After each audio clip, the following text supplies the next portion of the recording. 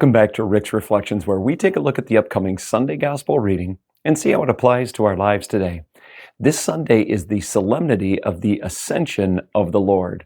This is where we celebrate Jesus giving his apostles their final instructions and then ascending into heaven. And those final instructions are really important. It's the Great Commission to go and baptize all nations in the name of the Father and of the Son and of the Holy Spirit. Two things I want to point out. Number one is when Jesus commands them, he commands them in the Trinity.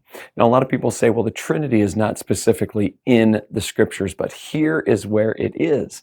When Jesus says, baptize them in the name of the Father and the Son and the Holy Spirit.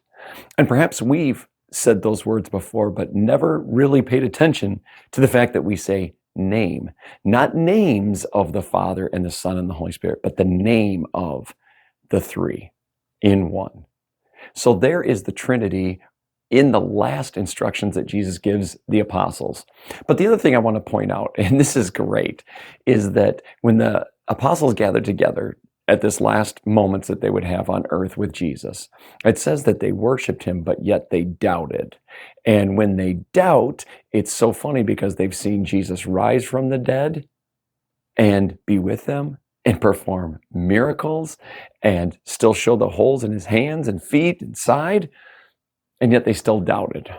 And it gives me such great hope, because even when the Lord has done such great things for me, I still doubt at times. Maybe you do too.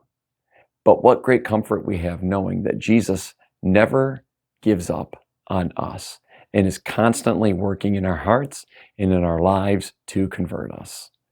Thank you so much for joining us. We'll see you next time on Rick's Reflections.